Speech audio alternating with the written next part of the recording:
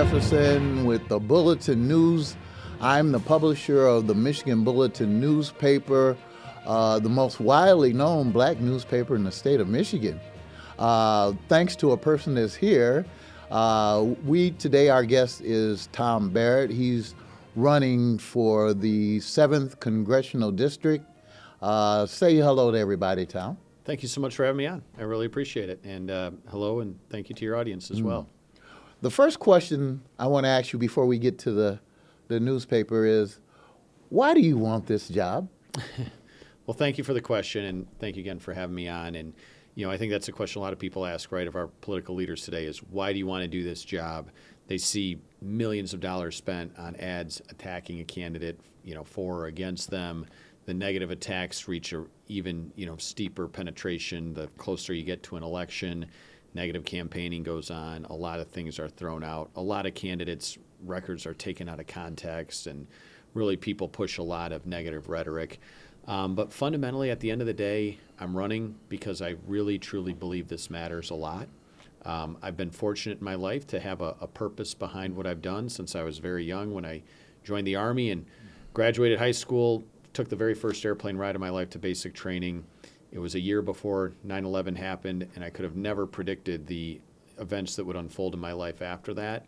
But I ended up serving in the Army for over 22 years. I spent a year and a half in South Korea, did a year-long deployment in Guantanamo Bay, Cuba, did a year-long deployment in Iraq, and then was selected to fly some of the most amazing helicopters in the world.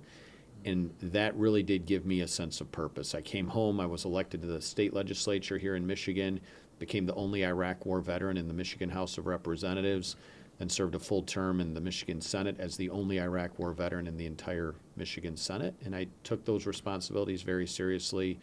And really, at the end of the day, I've had a purpose behind what I've done, and I want to take that same purpose and drive to Washington, D.C., and represent my district proudly, represent the interests of people here, people struggling with the high cost of living, people frustrated by the open border, people concerned about crime and public safety in their communities, people worried about events abroad with growing adversarial threats to the United States. Those are the same things that I feel, and the same things my wife and I think about at night as we raise our 4 young kids right here in this district as well. And that's the voice that I want to carry to Washington, D.C. And fundamentally, I'm willing to put up with some attack ads, with some mean people, and with some people lying about my record because I believe so strongly in the importance of what this means and the direction our country needs to take.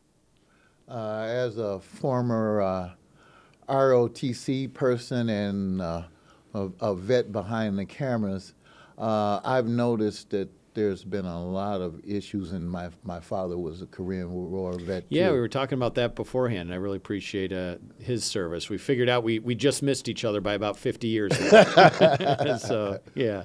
Do you have any particular plans for them, though? For veterans? Yeah. Yeah, absolutely. I mean, we've seen veterans that have really struggled increasingly. We've kind of had this big wave prior to 9/11. Our care of veterans was really predominantly, the aging World War II population of veterans, as well as then our Vietnam era veterans. And then after 9/11, we had a sizable, and large and steep increase of veterans coming home, whether that was through conflicts in Afghanistan or in Iraq or in other parts of the world that they had served in. And we weren't really prepared for that as a country. In fact, one of the most devastating statistics I saw is that over the 20-year-long war on terror, we lost about 7,000 American troops to casualty and conflict in Iraq, Afghanistan, and the assorted other areas of conflict around the world during that time. But we lost 30,000 more to suicide during that same period. So it is a really devastating thing, and it's something that we don't often think about when we commit American troops into war. We have to make a decision about whether or not this is worth the cost that we're going to pay in lives, in sacrifice, in bloodshed, and in everything else that happens, and whether that's worth it or not. And I'm not saying our foreign conflicts and foreign engagements aren't worth it, but I am saying we have to weigh those things in mind. And then we owe it to our veterans after they come back home to make sure that we give them the care and the resources that they've earned and that they deserve. When I was in the State House as a freshman, I'd never been elected to anything in my life. Became, as I said, the only Iraq War veteran in the House of Representatives after I was elected. was the chairman of the Military and Veteran Affairs Committee in the State House of Representatives as a freshman, which is not very often that they allow you to do that. And we had that horrible audit of the Michigan Veterans Home in Grand Rapids that had sort of become a bit of a nursing home for veterans here in Michigan. 85% of the time were understaffed. They had engaged in medical fraud, saying they had checked on people, done room checks when they had not. Abuse and neglect claims were going uninvestigated. It was an absolutely devastating crisis. I took my committee for the first time ever. We went directly to the Grand Rapids Home for Veterans, held committee hearings there instead of expecting elderly and incapable veterans of traveling to Lansing to testify in our committee. We actually went there instead, took testimony in their cafeteria room on site, and within 1 year, a new audit had showed they were meeting 99% of their metrics that they were judged by. So to me, that showed a substantial improvement to what was happening. There's certainly a lot more that we need to do. There's a lot of veterans that are still struggling. I still talk to veterans that are struggling with housing right now. We've had a huge issue with housing that people are frustrated by. It's hit every single demographic in every community in our country and in our state. And as we're giving away, benefits to house more than 10 million illegal immigrants that have come into the country, we're leaving behind American citizens and veterans who sacrifice for their country that are struggling to find housing for themselves. So there are so many things. Veterans health care, we still have people that have been left behind by the VA, or people that have lost trust and confidence in the VA because they don't think that they've taken care of them in the past. We have a big measure of improvement that we need to do there. We have Vietnam-era veterans, whether they served in country or in the period of conflict during Vietnam, who were just absolutely, were given terrible treatment when they returned back home. Many of them have lost entire confidence to go to the VA for anything, and I think we have a lot of outreach that we need to do, because our Vietnam generation, particularly those that served in Vietnam, with some of the contamination and hazards that they faced, have been suffering premature mortality as a result, and we've got a lot of effort that it takes to improve quality of life for everyone. Yeah, I've heard a lot and had a lot of friends affected by Agent Orange. Yes. But one of the things you said struck a chord with me. I've been working with kids all my life, and there was a group of young people, I think they were called the Karingi. Back in those days, Lutheran Social Services would help them get over here. And I talked to one of the young men, and he said, they gave me this 10-page book, and they put me on this airplane. What am I supposed to do? Yeah.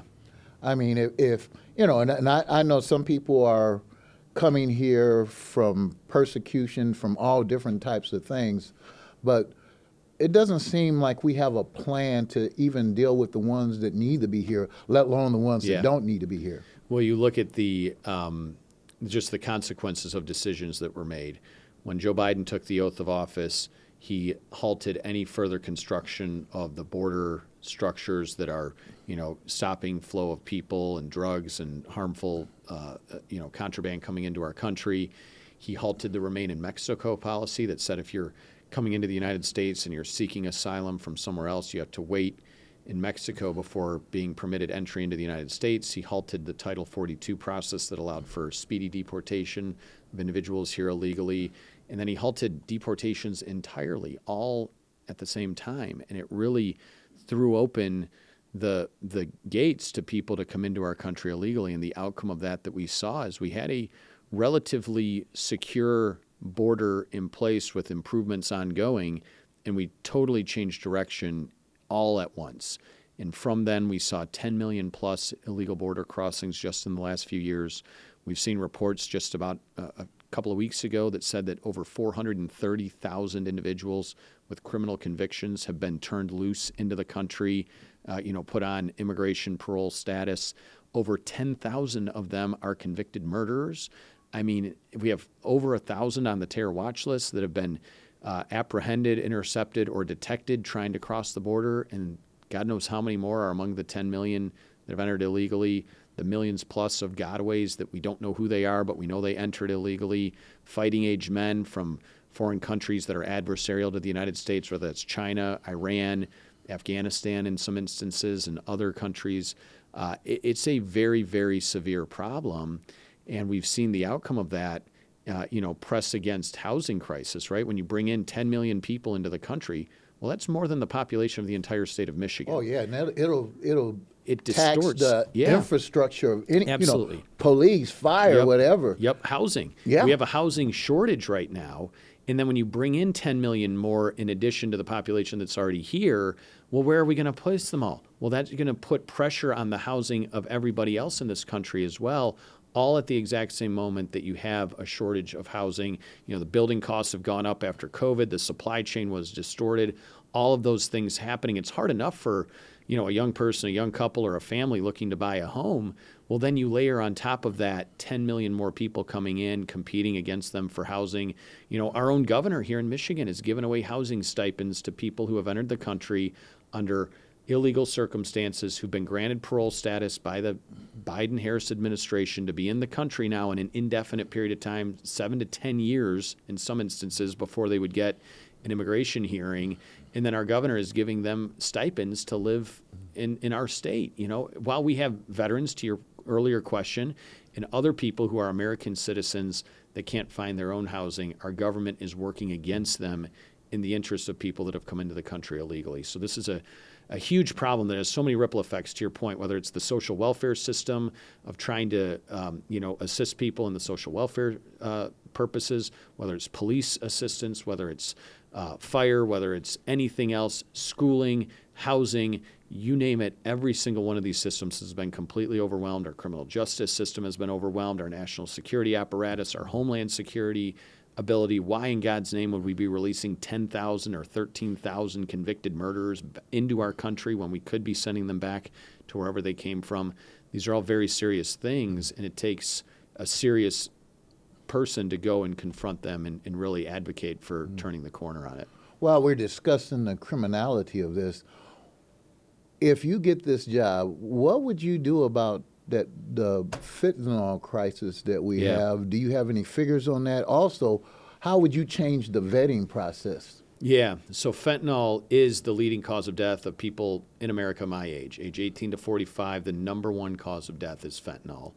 And that's devastating. More than 100,000 people a year have died from fentanyl. They're now putting it into counterfeit pills that look like a valid prescription drug, but it's actually laced with fentanyl. My wife and I are raising, as I said, we're raising 4 kids in this district. My oldest is only 11 years old. He's on the cusp of becoming a teenager. And in not that long, he's going to be, moving experimenting out. and everything else. And, I remember certainly making mistakes as a kid myself. I think all of us have, at some age of our life. It used to be that you could make a mistake, learn a lesson from it, maybe have a hangover for a day or two, and gradually make better decisions growing up during your life.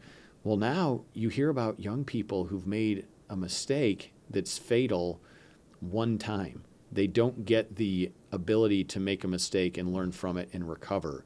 They take one pill at a party and it's laced with fentanyl, and it's a fatal dose that they didn't even realize. And maybe even their friend who gave it to them didn't realize it was laced with fentanyl because it looks exactly like a pill that would be available over a prescription or something like that. A lot of this stems from the opioid crisis we've had of an overprescribing of opioids for certain pain management, and then people being taken off of those drugs and then not finding relief some other way, and then they turn to street drugs for that. They get laced with fentanyl. Crime too, yeah. Crime, certainly. We have people who aren't held accountable for the fentanyl that they're injecting into our streets. A lot of this is being sourced in China and then built in Mexico and shipped across our border. In fact, one of the things I point out to people is the only thing that's been cheaper under this administration is fentanyl and other street drugs like that. It's a terrible crisis. We've got to get serious about it. I think we need the full force of the United States government to seize the assets of these cartels that are making the fentanyl mills down in Mexico and then shipping it across our open border. We've got to stop the flow of not just people, but illegal drugs into our country. And then we've got to help people who do have an addiction to find a way forward under that problem that they're facing, so that they aren't forced to look at street drugs as their best option available for them. I've got a friend myself, a Marine who came home, had a chronic back pain from an injury he sustained in the military. The VA put him on a whole bunch of opioids. Then they cut him off very dramatically. He turned to street drugs, took a fatal dose of fentanyl, and died from it. And this is a story that all of us are no more than 1 or 2 degrees of separation away from somebody that had that happen. We have to take it seriously. We have to push back. We got to fight back against these cartels that are killing over 100,000 Americans a year. We've got to stop China, and we've got to lean on that effort. Their greatest global adversary today is the Chinese and what they're doing to us, both from an economic and a military and a espionage aspect, our intellectual property. But then they're making fentanyl, shipping it here, and killing 100,000 Americans a year. I mean, these are all things that are happening that we've got to get far more serious about. We've got to stop it from coming into our ports of entry. We've got to improve and increase the security and screening that goes on there. Just after I retired from the Army here a couple of years ago, my unit was deployed down to the southern border. And when they returned back home, I asked a number of the folks that I served with how much they intercepted in drugs while they were down there. And they said it was very little. They caught or intercepted a lot of people crossing illegally, but the drugs, they said, are now being shipped through like tunnels below the border, like tubes that like you, at the bank when you send a tube through at the check and they send it back to you and everything else. They're using those vacuum tubes to push contraband underneath the border now. So these are the things that we have to be prepared to go out and fight. We've got to put more agents on the border. We've got to put more resources on the border. We've got to put more structures on the border. We've got to improve our screening at our ports of entry. But probably more importantly than that is we have to go after the cartels that are the source for all of these things and really stop them at the very source of where they're coming from. Now, speaking of China, I've noticed that China has gone in full force in the country of Africa, these one-sided deals to exploit the natural resources. Yeah. And we don't seem to be a player as the United States in this area and other countries as well. Yeah. What would you do to try to mitigate some of that? Yeah, well, we have to build partnerships around the world. China is going out, to your point, and trying to buy up influence around the world. You know, we leave Afghanistan, and what do? They move in, and Afghanistan is sitting on one of the biggest reserves of rare earth minerals that are going to be the next generation of what, you know, technology is moving toward. And then you look at countries in Africa where they're going into really exploit the natural resource deposits in African nations as well. And then they're also using their influence to essentially buy up support at the United Nations for decisions that they want to make there. So these all have a cascading effect geopolitically that can affect us. One of the good things we've done, and it's modeled a little bit after what happened after the Cold War, where we took an American, one state here in the United States to partner with emerging nations in Europe after the Cold War to kind of partner with them. And we set up relationships between our state National Guard and their military in their country to build and forge relationships and to try to train them on techniques and technology and everything. And that's been a very good, long-standing relationship. We've done some of that with African countries. I believe Liberia is a partner nation with the state of Michigan. I'd like to see us expand that the best that we can. But from a foreign relations standpoint, we have to go to these countries and explain to them why an alignment with China is going to be against their best interest. And we have to bring them more toward our values, our set of principles, what we think is best, provide an opportunity for them, and really help pull them up as well so that they see the value of what we can offer from a American Western style of opportunity versus the Chinese style where they're going to be oppressed, they're going to be used for the resources they have, and given nothing back in return for it. You look at in Afghanistan, for example, the Chinese don't care about the human rights abuses in Afghanistan because they're committing human rights abuses in their own country. So they don't care that, Afghanistan has this Taliban leadership doing that. We can't allow that to expand beyond there because it's only going to make China stronger as America becomes weaker. And really the two can't.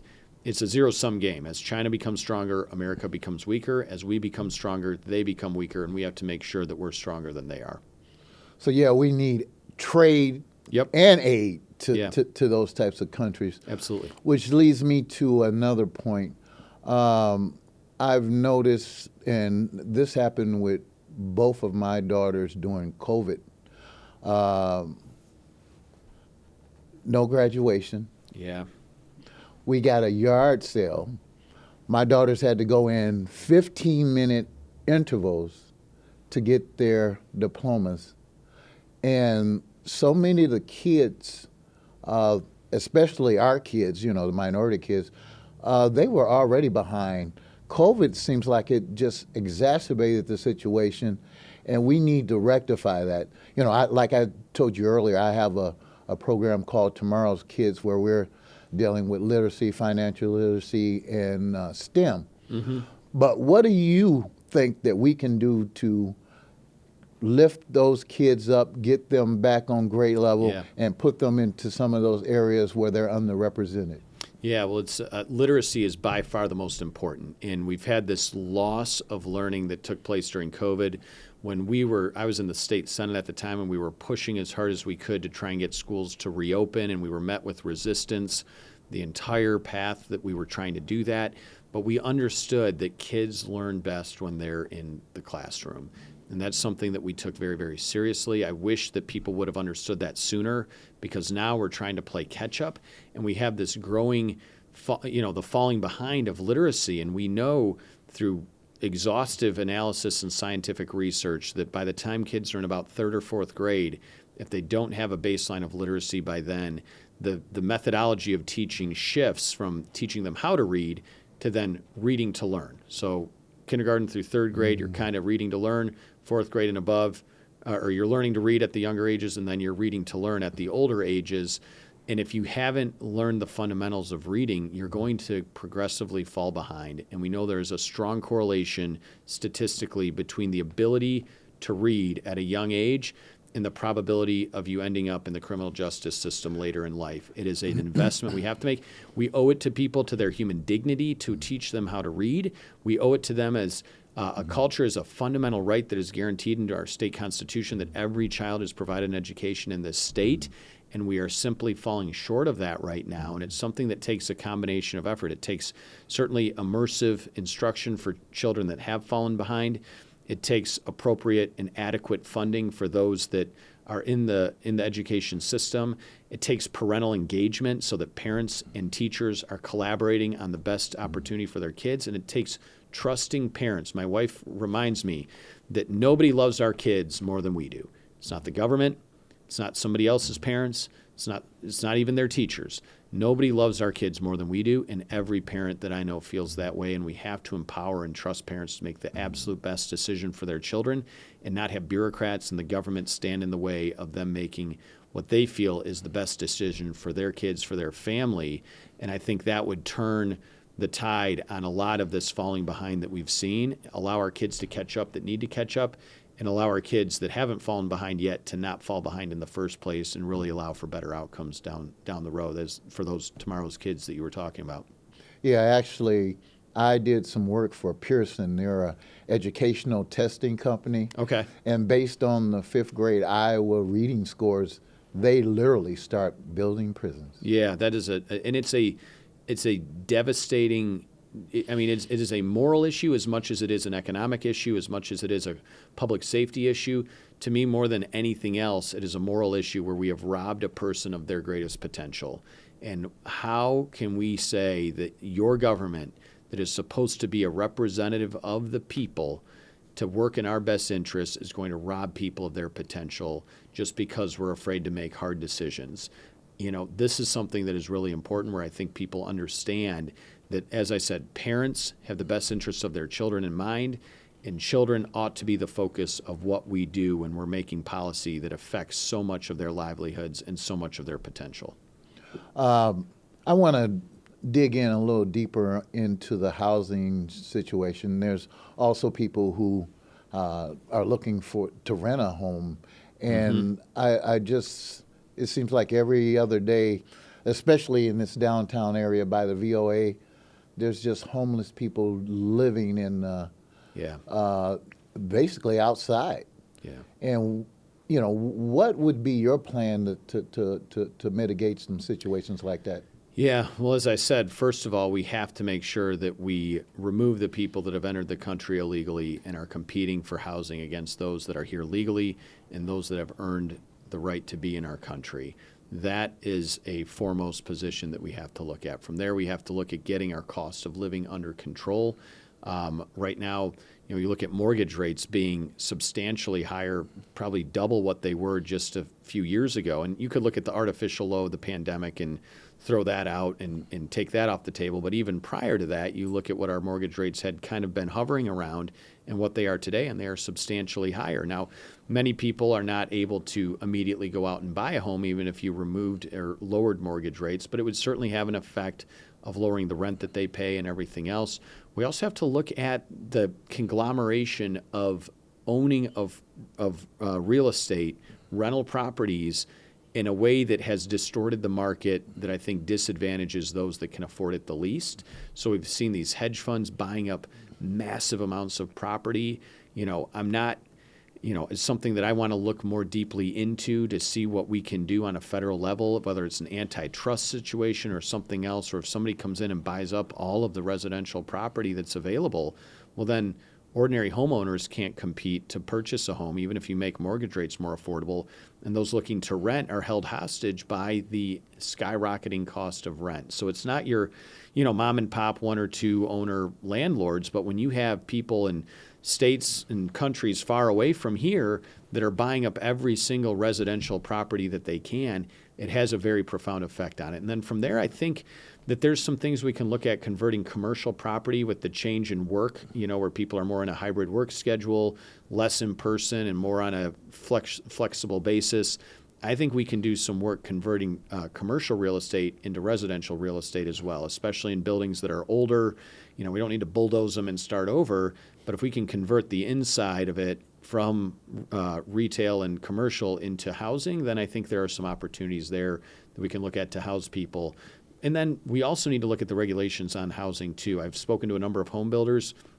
In fact, a couple of weeks ago on the same day at two separate events, I talked to two different home builders that didn't know one another, and they both brought to me the exact same concern that the regulations around building housing today makes it unaffordable to build a house in the United States for anything that somebody could afford today. Like they told me, if I build a house today, it's got to be $400,000 to $500,000 on the low end, just because of all the regulations and everything that's included in that. I can't build a $150,000 or a $75,000 or a $200,000 home.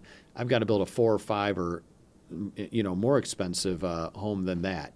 So these are all things that are really to me a big problem. And then I'll tell you something that I think might be an issue that I want to lean into, that it's going to take a lot of work. Prior to serving in elected office, I served on the state Land Bank Authority. I was appointed to the Michigan Land Bank Authority. I worked for the state treasurer at the time.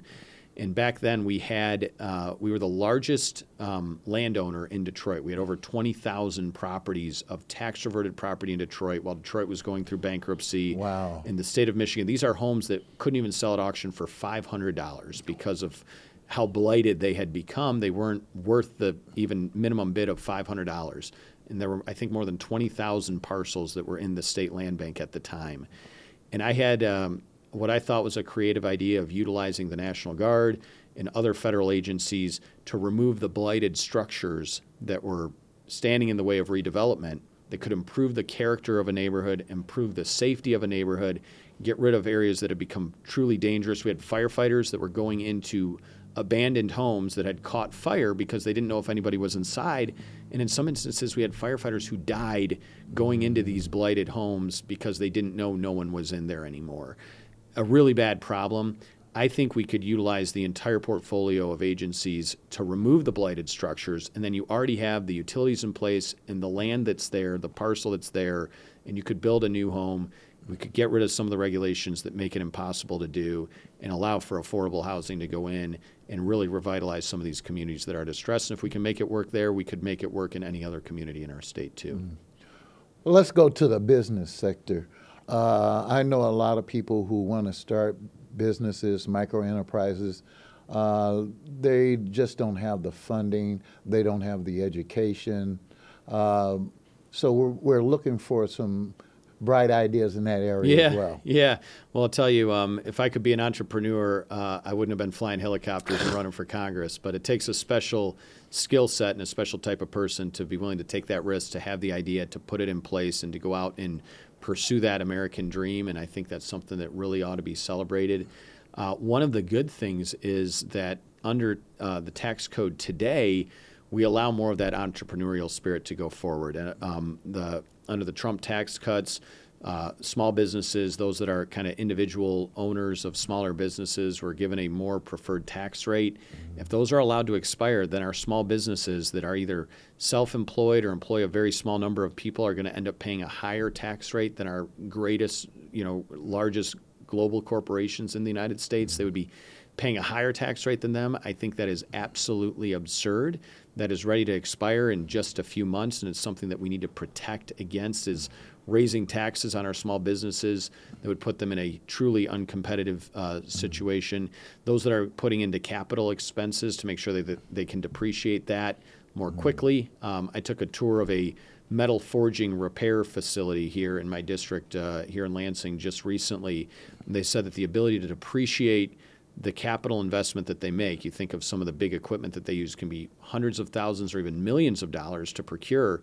Well, if you've got to pay taxes on that continuously, the ability to afford that, you've got to amortize that over time, and it's such a longer runway that it makes it less affordable to be able to do.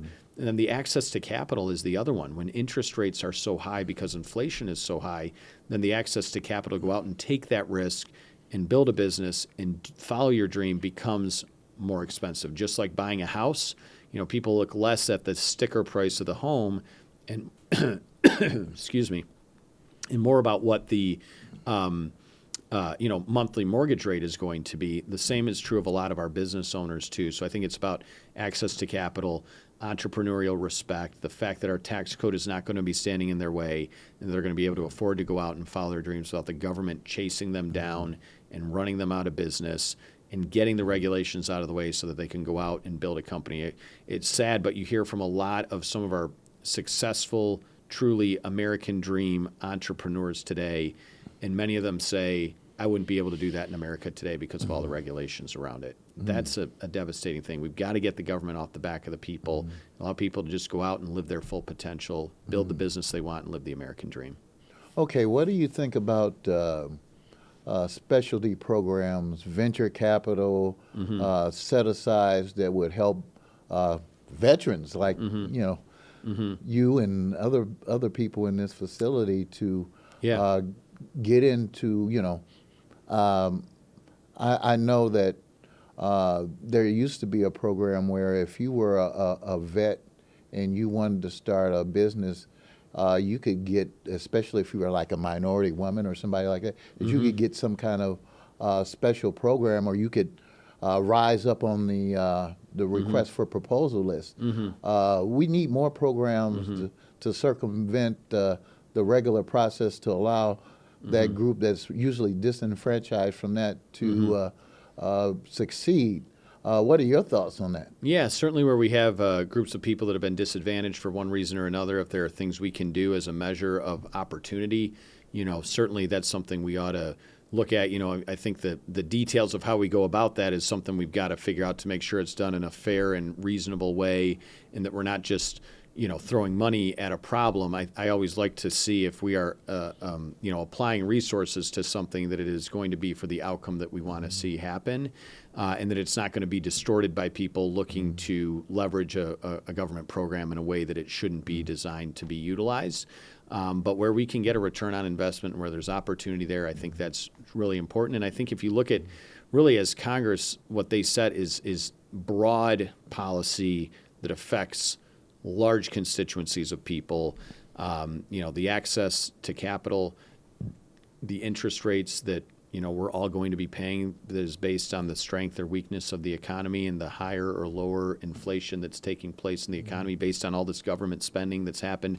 One of the last things I want to do is go out and spend trillions more dollars like we did over the last few years that led to the rapidly high inflation that we were all paying. The government gives us a $3,000 stimulus, and guess what? By the next year, we're losing $7,000 to $10,000 through inflation.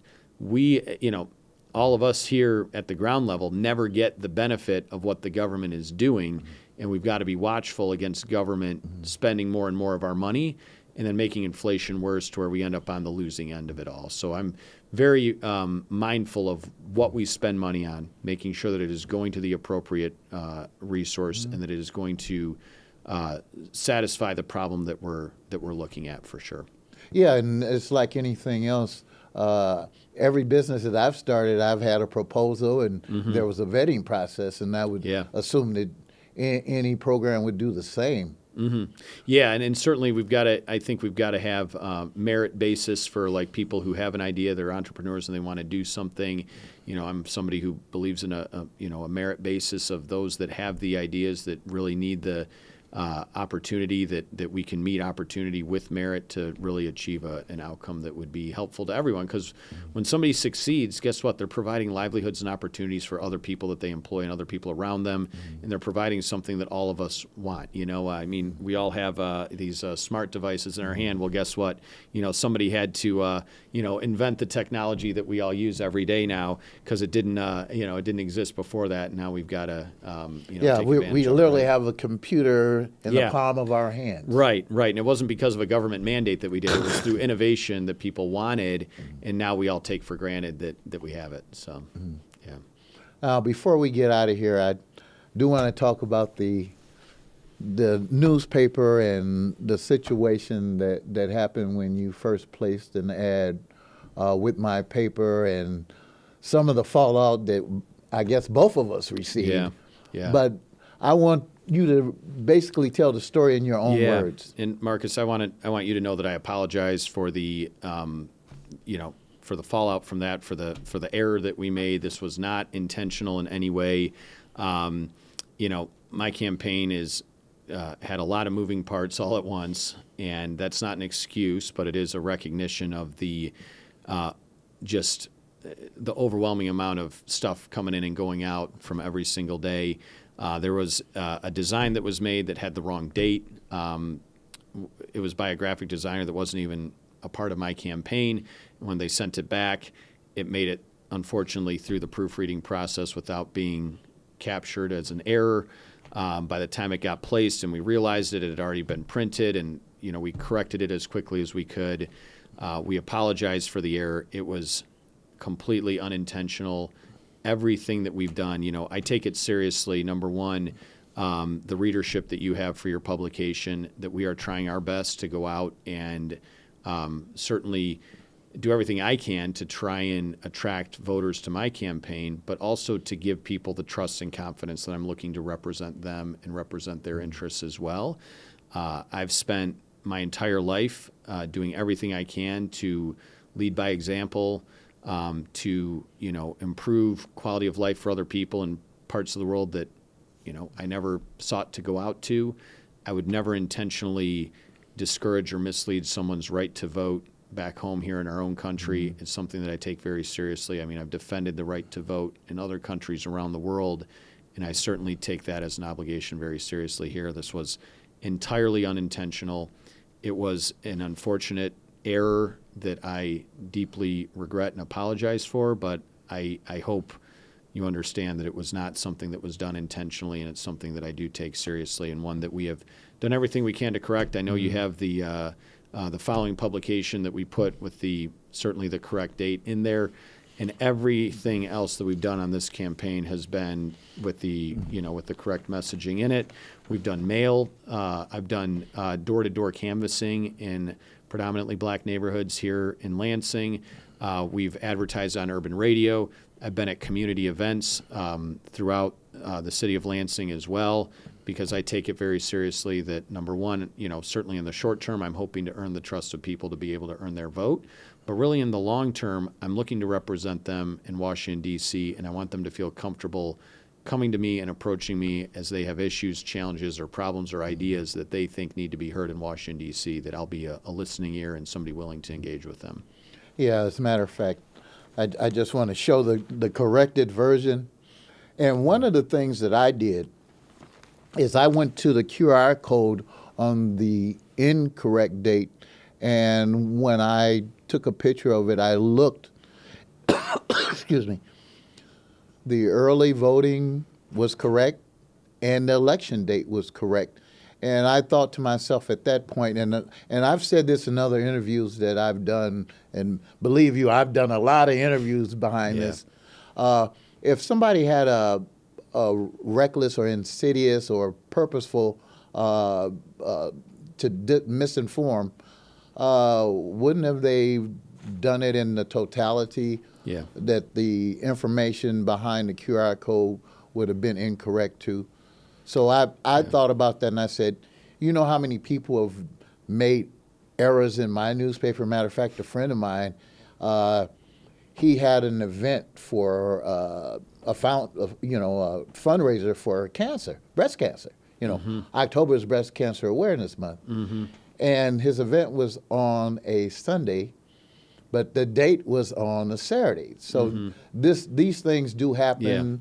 And, And I take responsibility for it. It's something that should not have happened, and I do take it seriously. I will remind people we were the wrong election day was encouraging people to vote for me.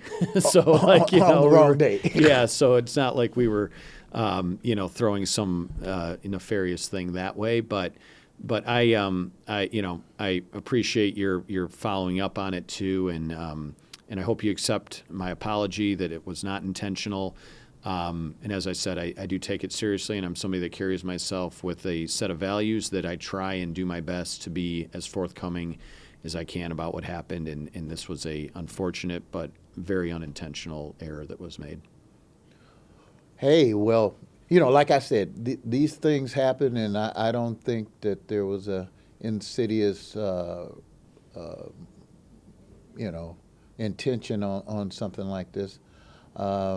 But I want to thank you for being on the show today. Yeah, thank you for having me. I really enjoyed it.